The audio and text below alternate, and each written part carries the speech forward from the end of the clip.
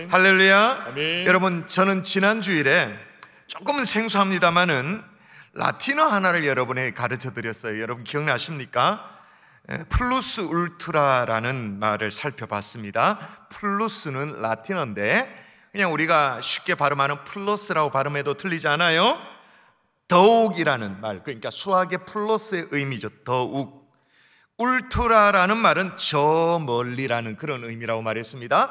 그런데 이제 플루스와 울트라가 같이 붙였으니까 어떻게 되어져요? 더욱 저 멀리, 보다 저 멀리라는 그런 의미가 되어지죠. 근데 그게 어디에 있는가가 참 중요하다 그랬는데, 지난 주일 메시지 기억나십니까? 스페인의 국기에 그게 있다라고 말했어요. 한번 다시 보여주시죠. 이렇게 보면 잘 몰라요. 어디에 플루스 울트라가 있나 싶은데 눈 밝은 사람은 찾으면 보입니다. 저 정도의 눈으로는 안 보입니다. 여러분은 밝죠? 보이시죠? 자, 가운데 있는 스페인의 국장을 조금 확대해 보면 보이게 되어집니다. 좀 확대해 보여주시겠어요? 보이십니까? 양쪽 기둥에 이렇게 목도리 감은 것처럼 감아놨는데 그 글씨가 있어요. 플루스 울트라. V로 보이는 것을 U로 읽으셔도 여러분 틀리지 않아요. 그냥 그렇게 보시면 돼요. 근데 중요한 것은 뭐냐? 플루스 울트라가 양쪽 기둥을 칭칭 감고 있다라는 게 의미 있죠. 이 두 기둥이 뭘 의미하는가? 여러분 지난주에 주일 메시지 드렸던 분들 기억나시죠? 이 두 기둥은 뭘 상징하느냐 하면 스페인의 남부에 가면 지브롤터 해협이라는 곳이 있는데 그 지브롤터 해협이 북쪽으로는 유럽의 완전 남단, 스페인의 제일 남단, 그 스페인의 제일 마지막, 그리고 건너가면 해협을 건너가면 남쪽에는 북아프리카의 모로코, 여기 딱 그냥 해협 사이에 딱 쳐다보고 있는, 마주보고 있는 지형이 지브롤터 해협이죠. 이 양쪽 해협의 절벽에 세워진 기둥이 있었는데 이 기둥에 적혀 있었던 말이 과거에는 플루스 울트라가 아니고 앞에 뭐가 있죠? 논 플루스 울트라. 부정어가 있어요. 하면 안 된다는 말이 있어요. 논 플루스 울트라. 여기를 넘어가지 말라. 더 이상 가면 안 된다. 논 플루스 울트라라는 말이 새겨져 있었죠. 그러니까 지중해를 항해하던 배들에게, 제가 지난주에 얘기했잖아요. 지중해는 어떻게 보면 큰 연못이라고, 갇힌 물이기 때문에 수에즈 운하가 뚫리기 전 얘기입니다. 큰 갇힌 물이기 때문에 지중해를 항해하던 배들에게 대서양의 어떤 망망대해로 절대로 나가지 말라는 경고문이 양쪽 그 해협의 기둥에 딱 새겨져 있었던 거죠. 그저 여기가 좋사오니 하고 지중해 안에서만 갇혀 지내라는 거예요. 어디에 나갈 생각을 하냐 그 말이었는 거죠. 지중해가 거대한 감옥이 되어 있었다 그렇게 말했습니다. 마치 이스라엘 백성들이 애굽에서 종살이를 하면서 출애굽을 아예 생각지도 못했던 것 똑같은 상황이다 그렇게 말했어요. 그런데 하나님은 출애굽기 3장에 와서 모세를 비롯해서 이스라엘 백성들에게 출애굽을 명령하세요. 마치 논 플러스 울트라에서 앞에 논, 이 부정 어구를 떼버리고 플러스 울트라를 외치면서 대항을 향해 나아갔던 어떤 스페인의 함대와 같은 그런 거죠. 한편으로는 이스라엘 백성들은 정말 가야 하는 상황이에요. 안 가면 안 되는 상황이었어요. 여러분 지금은 요셉을 알지 못하는 새 왕이 일어나가지고 이스라엘 아주 노골적으로 핍박하던 중이었습니다. 안 가면 이건 다 죽을지도 모르는 상황이에요. 심지어는 사내 아이가 태어나니까 어떻게 했어요? 나일강에 던져버려가지고 악어밥이 되도록 그렇게 했습니다. 전대미문에 진짜 비극이 일어나는 그런 상황이었죠. 정말 안 가면 안 되는 상황이었어요. 그래서 하나님이 촉구하는 것이 있었어요. 모세에게 또 이스라엘 백성들에게 촉구하는 것이 있었어요. 자, 3장 9절 10절 반복적으로 하는 얘기가 뭔지 한번 보십시다. 먼저 일단 9절 읽어볼까요? 시작. 이제 가라. 이스라엘 자손의 부르짖음이 내게 달하고 애굽 사람이 그들을 괴롭히는 학대도 내가 보았으니. 뭐 하라고요? 이제 가라. 이제 가라. 그 다음 볼까요? 이제 내가 너를 바로에게 보내어 너에게 내 백성 이스라엘 자손을 애굽에서 인도하여 내게 하리라. 그래서 제가 지난주일에 어떤 제목으로 말씀을 전했어요? 두 글자, 두 단어 참. 이제 가라 라는 제목으로 말씀을 전했죠. 근데 여러분, 이게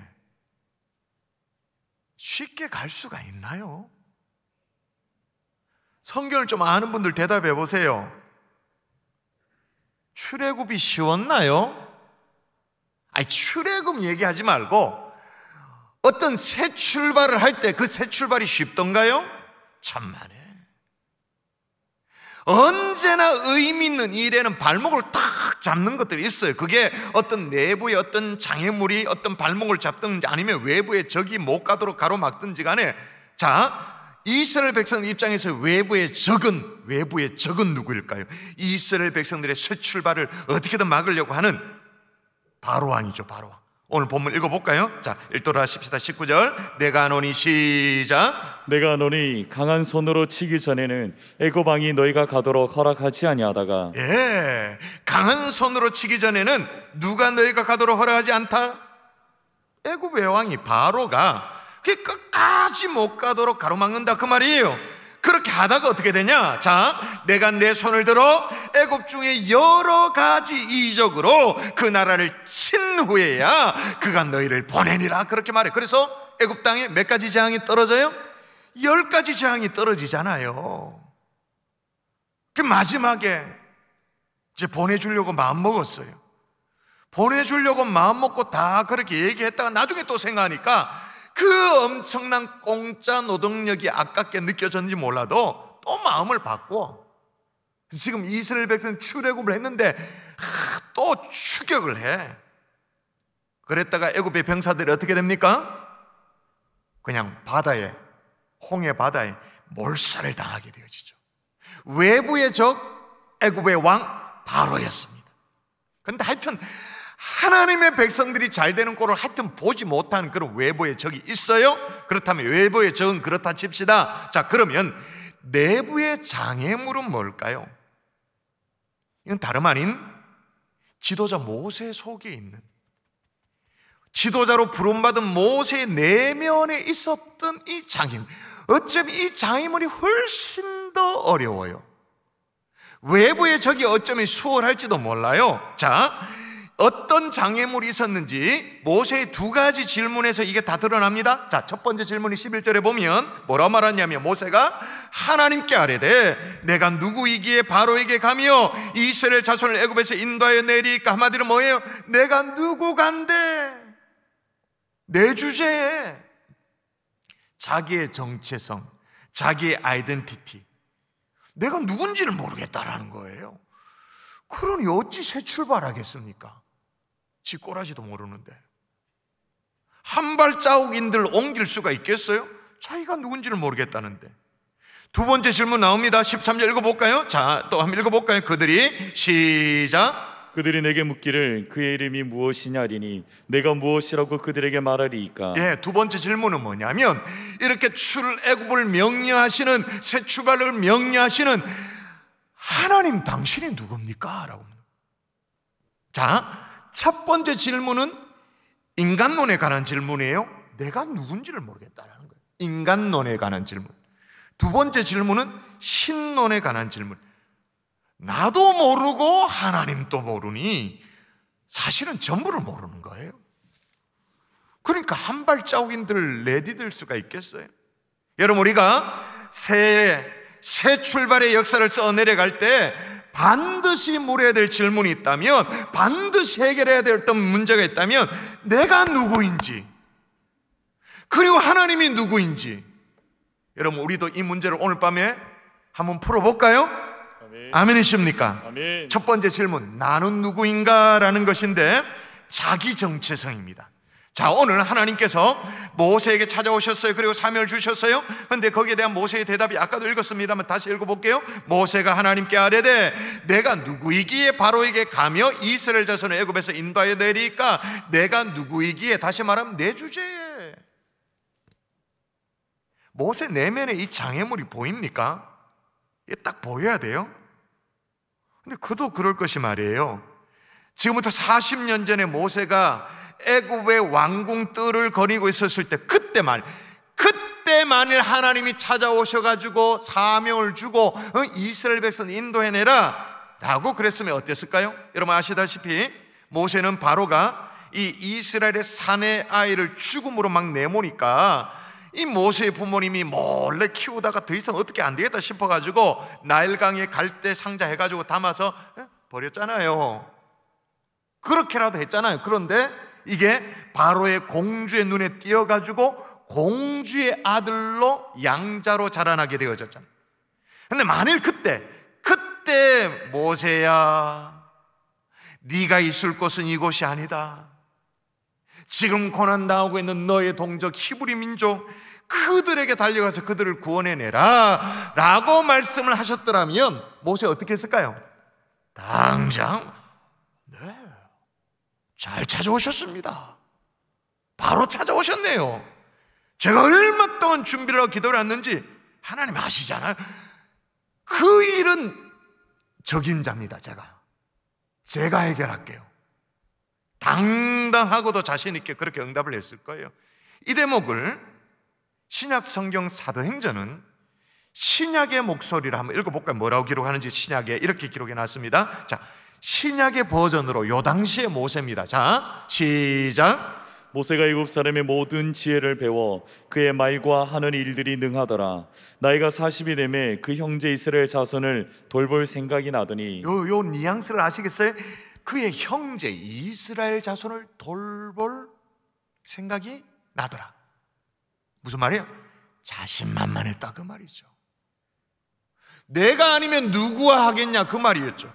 그래서 어떻게 했다고요? 그 다음 절이 중요합니다. 한 사람이 시작. 한 사람이 원통한 일 당함을 보고 보호하여 압제받는 자를 위하여 원수를 갚아 애굽 사람을 쳐 죽이니라. 보호까지는 봐줄만 해요. 그런데 어떻게 했다고? 애굽 사람을 어떻게? 쳐 죽여버렸어요. 그렇게 이스라엘 백성들 자기 동족을 도와서 그래서 하나님이 칭찬해 줄 줄 알았지. 또 모든 이스라엘 백성 자기 동족 히브리 민족들이 자기 자신을 영웅으로 떠받들 줄 알았지. 민족의 지도자로 이렇게 추앙해 줄 줄 알았죠. 근데 어떻게 됐어요? 오히려 네가 어제는 애굽 사람을 죽이더니 또 나를 죽이려고 하느냐? 오히려 그렇게 어쩔 수 없이 살인자의 낙인이 찍혀서 도망자 신자가 됐어요. 모세의 자신만만함이 철저하게 박살나는 순간, 모세의 교만함이 완전히 벅석 깨지는 순간이죠. 여러분, 하나님은 교만한 사람을 사용하지 않는 줄 믿습니다. 아멘. 더 정확하게 말하면 사용할 수가 없습니다. 사용하지 않는 정도가 아니에요. 야고보서 4장 6절에 보면 하나님은 교만한 자를 물리치고 겸손한 자에게 은혜를 주신다 그렇게 말해요. 그러므로 우월감에, 자기 도취에, 당당함에, 자신만만함에 빠져있는 사람 하나님이 사용할 수가 없어요. 왜냐? 교만한 사람은 자기 판단을 과신하거든요. 하나님을 의지할 필요가 없죠. 이 속에 자기 의가, 내 판단, 자기 의가 가득하게 들어앉아 있죠. 이런 종류의 사람은 하나님과 함께 새 출발의 역사를 쓸 수가 없죠. 한편 한번 생각해 보세요. 그토록 자신만만했던 이 모세가, 우월감에 넘쳐났던 이 모세가 미디안 광야로 쫓겨나가지고 또다시 40년의 세월을 보냅니다. 그렇게 보내고 난 이후의 모습은 어떠합니까? 오늘 본문이잖아요. 내가 누구에게 그 일을 합니까? 저 자신 없습니다. 아니, 내 주제에 나이가 80 노인인데 그렇게 말해요. 자, 보세요. 우월감이 열등감으로 한순간에 바뀌는 순간이죠. 자, 보세요. 우월감도 문제가 상당히 많습니다. 그러나 열등감도 건강하다고 말할 수는 없어요. 근데 중요한 것은 뭐냐? 요게 한 끗 차이야. 손바닥 뒤집는 것과 똑같아요. 동전의 양면과 똑같아요. 예를 들면 성도들 가운데 말이에요, 이 갑상선으로 고생을 한 분들이 꽤나 있잖아요, 그죠? 근데 가만히 보면 저는 이제 많은 성도들을 이렇게 관찰하고 또 이렇게 하다 보니까 어느 정도 통계가 있잖아요. 이 갑상선 항진증으로 고생하시던 분이 오늘 보면 뭘로 또 고생할까요? 갑상선 저하죠. 갑상선 항진, 갑상선 저 왔다 갔다 하듯이 우월감, 열등감 마찬가지예요. 이 둘 사이를 그냥 넘나들어 모두가 질병이죠. 둘 다 병든 자아상인 거예요. 이런 병든 자아로는 출애굽의 대역사를 받들어 섬길 수가 없는 거죠. 이제 가라는 그냥 뭐예요? 이제 죽자마, 죽어보자마, 이런 식으로 가득하게 되어지죠. 근데 중요한 것은 뭐냐? 여기에 대한 하나님의 처방이에요. 근데 이 처방이 너무 신통방통해. 실은 이게 가장 중요한 거예요. 자, 고개 바짝 들고 잠창하지 말고 집에 가서 자지. 그러면 말라고 교회 왔노? 자, 고개 들고, 그래도 아직 고개를 안 든다. 세 명이 딱 보이는데, 자, 읽으십시오. 하나님이 시작. 하나님이 이르시되 내가 반드시 너와 함께 있으리라. 이것이 내가 너를 보낸 증거니라. 이게 하나님의 처방이에요. 뭐라고요? 하나님이 이르시되 내가 반드시 너와 함께 있으리라. 그 다음 뭐라고요? 이것이 내가 너희를 보낸 증거니라. 아멘. 그게 우월감이든 아니면 열등감이든, 아니 내 주제에 내가 어찌, 이렇게 말하고 있는 모세에게 하나님이 처방전으로 딱 내놓은 게 뭐냐면 내가 반드시 너와 함께 있으리라. 아멘. 이게 내가 너를 보낸 증거다. 그렇게 말, 동행을 선언하시는 거예요. 임마누엘을 선포하시는 거예요. 아멘. 여러분, 우리도 오늘 한때 정말 세상을 다 가진 것처럼 잘 나가는 그런 교만으로 살다가 말이에요, 풀죽은 우리의 모습 가운데 도무지 한 걸음도 나아갈 수 없는 지쳐있는 우리에게 이 하나님의 음성이 들리면 참 좋겠습니다. 내가 반드시 너와 함께 있으리라. 아멘. 내가 반드시 너와 함께 있으리라. 아멘. 여러분이 이 음성이 들려지면 이제는 우리의 걸음이 객기가 아니에요. 그저 우리의 용기가 아니에요. 우리의 교만이 아니에요.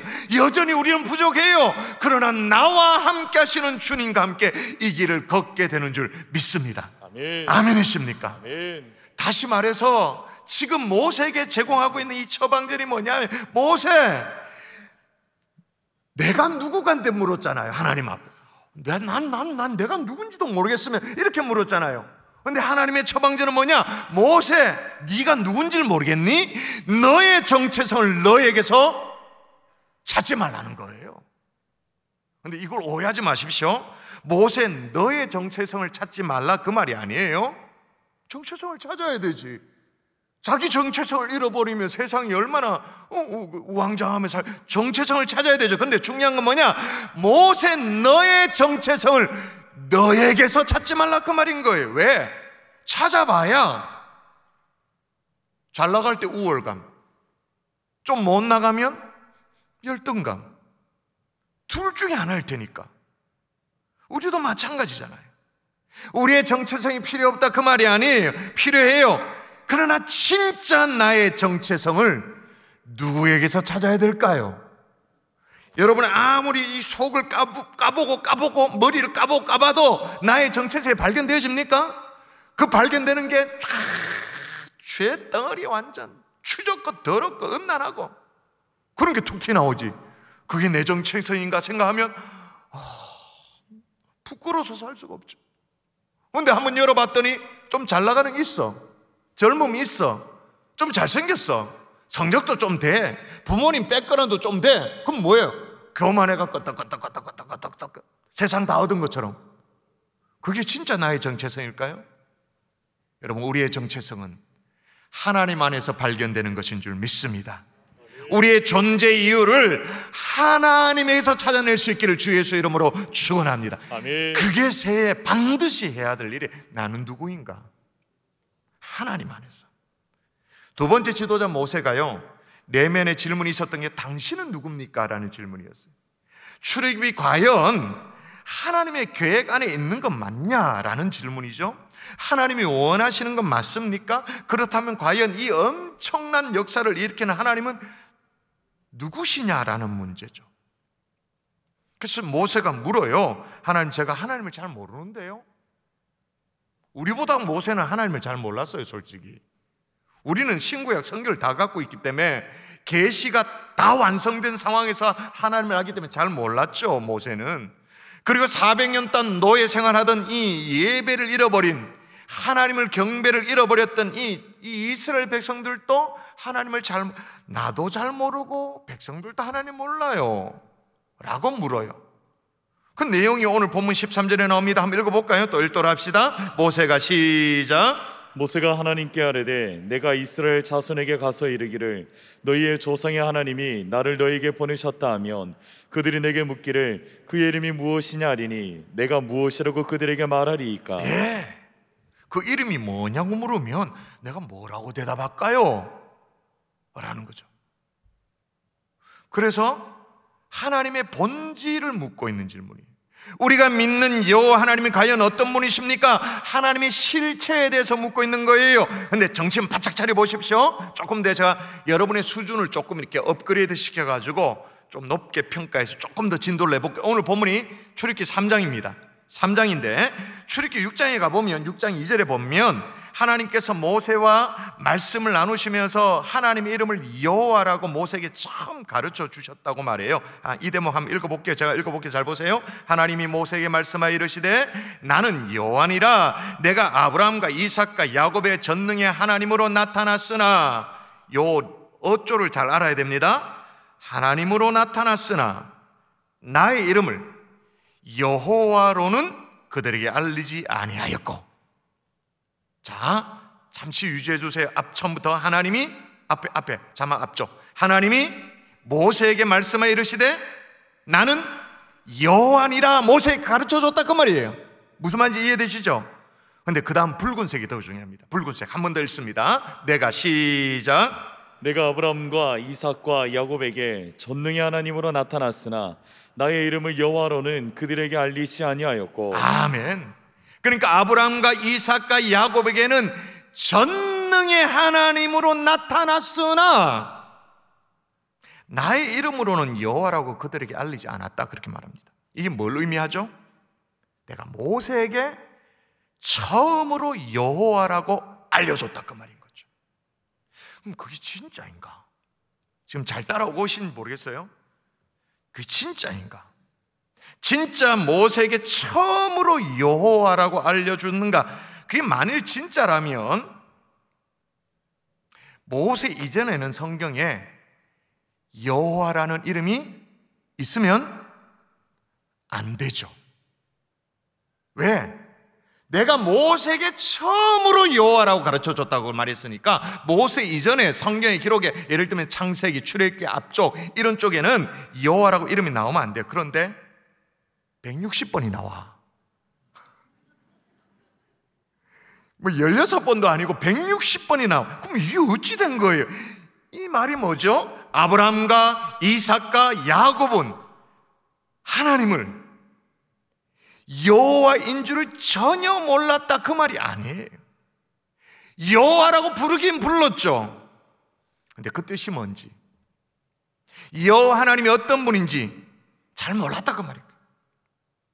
여호와라는 말을 조금 오늘 아니면 뭐 언제 이걸 또 설명하겠습니까? 오늘 본문이 딱 그러니까 설명하면, 여호와라는 말을 좀 더 정확하게 발음하면 원어적인 표현으로 발음하면 뭐가 될까? 여호와가 야훼가 되어지. 야훼. 타 교단에서는 여호와, 한글도 여호와라고 쓰고는 이걸 읽기를 야훼라고 읽어요. 그게 틀린 것은 아니에요. 이스라엘 백성들, 그러니까 히브리 사람들은 이 성경을 읽다가 여호와, 야훼라는 말이 나오면 어떻게 쓸까요? 읽지를 않았어요. 소리를 내지 않았어요. 묵음으로 처리를 했어요. 왜냐하면 감히 어떻게 하나님의 이름을 부르냐는 거죠. 어떻게 건방지게 그러냐는 거죠. 그래서 안 했어요. 묵음으로. 아니면 대체적인 방법으로, 대안으로 뭐냐, 아도나이라고, 주라고, 주님이라고 그렇게 읽었죠. 예를 들면 이거예요. 저희 집에 아이가 말이에요. 어떤 분이 이렇게 묻습니다. 자네 붙인 함자가 어떻게 되냐? 라고 물으면 우리 집에 애가 어떻게 대답해야 됩니까? 우리 아버지 김종원입니다. 이러면 됩니까? 그러면 안 된다는 것도 모르는구나. 대답을 왜 해야 됩니까? 우리 아버님은 종자 원자입니다. 제가 마치 조선시대에서 온 것 같다. 야, 그래 대답을 해야 돼요. 그죠? 부모님의 이름을 가벼이 함부로 하지 않는 것, 그 똑같이 하나님의 이름을 존귀 여기기 위해서 그렇게 묵음 처리하거나 아니면 다르게 불렀던 거죠. 야훼라고 읽지 않고 여호와라고 읽지 않고 아도나이라고 했던 거죠. 근데 이게 시간이 오래 지나다 보니 정말로 여호와라는 이름이 사라진 거예요. 그 이름의 뜻이 뭔지, 그 이름의 권능이 뭔지, 그 이름의 깊이가 뭔지가 사라지고 이스라엘 백성들에게 남은 건 뭐예요? 오로지 뭐가만 남았을까요? 두려움만. 감히 부를 수 없는 이름, 감히 어떻게 함부로 부를 수 없는 이름, 그것만 남아서 대신 뭐만 남았어요? 아도나이만 남았죠. 아도나이, 주만 남았죠. 자, 그러면 여기까지 잘 따라왔으면, 자, 잘 보십시오. 그러면 아브라함과 이삭과 야곱은 몰랐던 여호와가 어떤 하나님이냐, 모세에게만 알려줬다라는 그 여호와가 어떤 이름이냐, 오늘 본문에 나와요. 너무너무 유명한 구절이니까 이건 다 같이 읽도록 하십시다. 이거는 뭐 너무 유명한 구절이잖아요. 하나님이, 시작. 하나님이 모세에게 이르시되 나는 스스로 있는 자이니라. 또 이르시되 너는 이스라엘 자손에게 같이 이르기를 스스로 있는 자가 나를 너희에게 보내셨다 하라. 할렐루야. 아멘. 바로 이거예요. 이건 하나님이 스스로 하나님 됨을 인간에게 설명하는 거의 유일한 성경의 기록이에요. 가장 엑기스가 모여져 있는, 하나님 스스로 하나님 됨을 드러내고 있는, 이게 나는 스스로 있는 자라라고 말하는, 영어로 말하면 I am who I am 또는 I am that I am 이라고 번역이 가능하죠. 신구약 성경에서 가장 난해, 가장 주의하기 어려운, 어쩌면 번역 자체가 불가능한 이 단어의 표현이에요. 그래서 원어 자체로 읽는 것이 좋을지도 몰라서 그냥 원어를 읽는 게 좋다라고 말하죠. 원어를 좀 소개해드리면, 자막이 안 깨졌구나, 원어 그대로 적혔군요. 에흐예, 아쉐르 에흐예, 세 단어로 되어 있는 거예요. 세 단어. 우리는 나는 스스로 있는 자니다, 조금 길죠. 그런데 세 단어, 에흐예, 아쉐르 에흐예. 첫 번째 낱말과 세 번째 낱말이 똑같아요. 이게 무슨 말이냐? 나는 나다 라는 거예요. 하나님은 누구십니까? 라고 물었는데 대답이 뭐냐? 하나님 스스로 뭐라고 대답하냐면 스스로 있는 자니다. 그것도 해석이 들어간 거예요. 해석이 가미된 거예요. 그냥 에흐예, 아쉐르 에흐예, 뭐예요? 나는 나다. 누굽니까? 설명했는데 쉽게 말하면 내다 대답을 하고 있는 거예요. 동문서답이죠. 그러니까 설명이나 이해나 논쟁이 아예 불가능한, 어쩌면 번역조차 불가능한 그런 대답을 하고 있는 거예요. 예를 들면 이런 겁니다. 어떤 집에 이제 가장이, 제가 가장이라 칩시다. 집을 떠나가지고 어느 기간, 뭐 예를 들면 제가 어디 코스타 집회에 다녀왔다 칩시다. 며칠간 출장 갔다가 오랜만에 집에 돌아오면 현관 벨을 누르잖아요. 물론 키패드 열고 띠디디디디 하면 들어오면 됩니다만은, 여러분 중년 가장들이 어때요? 밖에 며칠 있다 보면 내가 막 띠디디디 눌러서 들어가면 서글프잖아. 안 서글픈가 봐? 저는 그래서 벨을 눌러요. 그래서 누구세요? 해주는 게 저는 너무 좋아. 그래서 내 스스로 벨을 삐삐삐삐 안 눌러. 반드시 벨을 눌러요. 그럼 이제 집안에 있는 가족이 얘기해, 누구세요? 라고 말하면 그때 저는 뭐라고 대답합니까? 나야, 내다. 똑같은 의미예요. 나의 존재 자체를 드러내는 거죠. 제가 거기에다 누구세요? 라고 말하는데 네, 저는 키가 175고요 몸무게가 76쯤 되고요, 경상도 사투리를 간간히 쓰는 50대 중년 남성, 그렇게 말하지 않죠? 그럼 문 열어주면 안 돼, 절대로. 그냥 내다. 존재 자체예요. 자, 그러면 이거 풀어야 됩니다. 모세가 하나님 누굽니까? 이름이 뭡니까? 라고 물었는데 지금 대답이 뭐냐면 하나님의 존재 자체로 대답을 왜 하실까요? 왜 구체적으로 설명을 하지 않을까요? 하나님의 전능하심, 전지하심, 광대하심, 이런 걸 왜 설명을 하지 않고 그냥 내다, 왜 그렇게 하셨을까요? 언어의 근원이라는 이론이 있는데 심리학자 조나단 스쿨러라는 교수가 실험을 했습니다. 언어 수단이 어떤 우리의 사고에 가로막는 일들을 하는가라는 걸 실험했는데 실험 참가자들이 있었어요. 몇십 명 있었습니다. 그리고 이 몇십 명에게 30초 동안 은행 강도 동영상을 보여줬어요. CCTV 있는 거 있잖아요. 그래서 그 영상에 보면 강도의 얼굴이 정확하게 딱 찍혔어요. 물론 쓱 지나가죠. 금방 지나갔습니다. 그렇게 그 영상을 보여주고는 그리고 나서 20분 동안 다른 활동을 하도록 그렇게 시켰어요.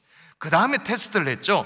강도와 비슷한 얼굴을 가지고, 물론 강도도 포함되어 있고 실제 범인도 포함되어 있고 비슷한 얼굴을 하고 있는 그 이제 슬라이더, 이제 범인의 후보들을 쭉 돌려보고는 진짜 강도가 누구인지 지목하라고 얘기를 했어요.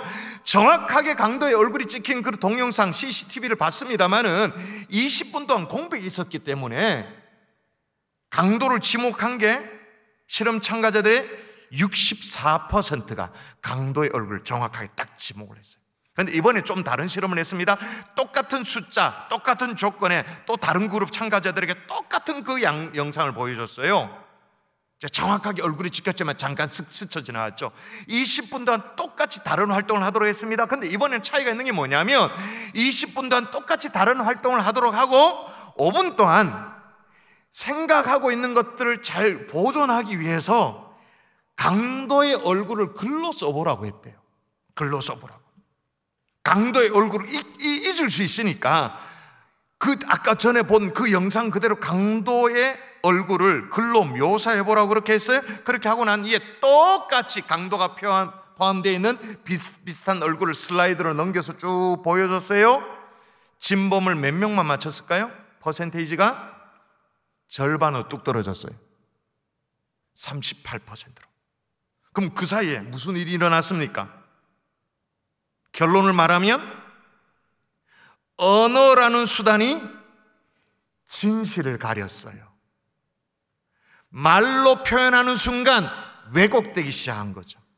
말로 표현하는 순간 내가 한 그 말에 꺼다 맞추기 시작한 거예요. 무슨 얘기를 하고 있냐면 여러분, 실험 참가자들은 정확하게 강도의 얼굴을 봤습니다. 강도의 슬라이드를 봤으면 딱 이 사람이 지목했을 건데 말로 묘사를 하니까 그 순간 언어에 갇히게 되어진 거예요. 그래서 스쿨러 교수는 그걸 뭐라고 말해요? 언어의 그늘이다 라고 말합니다. 마찬가지입니다. 우리가 하나님에 대해서 설명하면 좋죠. 그게 나쁘다는 게 아니에요. 그런데 설명하려는 순간 그 설명이 어쩌면 하나님이 갇히죠. 가두어지는 거죠. 그래서 오늘 하나님은 모세에게 당신 누구십니까? 라고 묻는데 대답이 뭐라? 내다. 뭐예요? 경험해봐라. 경험해보면 이제 알게 된다. 설명을 해주지 않아요. 모세에게 나는 스스로, 한글 버전을 이렇게 말하지만 I am that I am 해서 나는 스스로 있는 자이다 그렇게 말합니다마는 모세에게 뭐라고? 나다 라는 건 뭐예요? 존재 자체를 들이밀고 있는 것. 왜? 경험해봐야 진짜 하나님을 알 수 있기 때문에. 저는 인간의 언어로 설명이 되지 않는 이 하나님이 너무나도 좋습니다. 인간의 언어로 설명할 수 없는 이 하나님을 내가 믿고 있다는 게 너무나도 좋아요. 설명 안 되는 게 더 좋잖아요. 대신 경험해서 알 수 있는 이 하나님, 이 하나님을 정말 깊이 묵상하고 깨달아 알 수 있는 새해가 될 수 있기를 주 예수의 이름으로 축원합니다. 아멘. 그러나 스스로 있는 자, 에흐예, 아쉐르, 에흐예를 조금 더 설명드리면 이건 시제로 번역이 불가능해요. 이 말은 I was who I was, 과거에도 나였다라는 의미도 돼요. 그리고 I am who I am, 현재도 나다, 이게 번역이 가능해요. 그리고 I will be who I will be도 돼요. 그러니까 미래에도 영원히 나는 나다, 이게 돼요. 그러니까 무슨 말이냐? 나는 영원 전부터 있었고 지금도 있고 영원히 존재할 그런, 이렇게 돼요. 누군가가 만든 존재가 아니란 말이에요. 누군가 있으라고 해가지고 있는 존재가 아니란 말이에요. 누군가가 없다고 해서 내가 없어지는 존재가 아니란 말이에요. 나는 나 자신에게 오로지 존재 이유가 있는, 나에게 스스로에게 존재 이유가 있는 자다, 그 말이기도 돼요. 뿐만 아니에요. 나는 스스로 있는 자이다라는 이 말 속에는 사역형의 의미가 있어요. 사역형, 이게 무슨 말이냐? 오늘 내친 김에 어려운 얘기 끝까지 해봅시다. 사역형이란 말은 뭐냐? 나는 존재케 하는 자다, 이 말인 거예요. 나는 있게 하는 자다, 이 말인 거예요. 나는 없는 것을 있게 하는 자다, 이 말인 거예요. 나는 별 볼 일 없는 너희를 구원하여 존귀한 나의 자녀로 삼은 없는 자를 있게 하는 자다, 이 말이에요. 묻습니다. 그러면 여러분, 우리가 누구 때문에 하나님의 자녀가 되었습니까? 하나님의 자녀로 우리를 존재케 한 스스로 계신 하나님, 지금 또 나야 라고 말씀하시는 그 하나님 때문에 우리는 구원받아 하나님의 자녀가 된 줄 믿습니다. 아멘. 누구 때문에 이 땅에 존재할까요? 스스로 계신 하나님 덕분에. 누구 때문에 우리가 새해를 출발할 수 있게 되었을까요? 스스로 있는 자 하나님 덕분에. 어렵고 힘든 이 세상입니다마는 절대로 절망하지 않는 이유가 뭡니까? 스스로 있는 하나님 덕분인 거예요. 아멘이십니까? 아멘. 말씀의 결론 내줄게요. 그러므로 지금 오늘 모세가 내면에 있었던 장애물이 두 가지가 있었어요. 그죠? 이게 한 방에 풀려요. 한때는 우월감에, 지금은 열등감에 빠져가지고 내가 누구 간다라는 좌계감에 빠져 있었던 이 모세에게 하나님이 딱 꺼내놓은 처방전이 뭐라고요? 다시 한번 읽습니다. 다시 한번 더. 하나님이 시작. 하나님이 이르시되 내가 반드시 너와 함께 있으리라. 이것이 내가 너를 보낸 증거니라.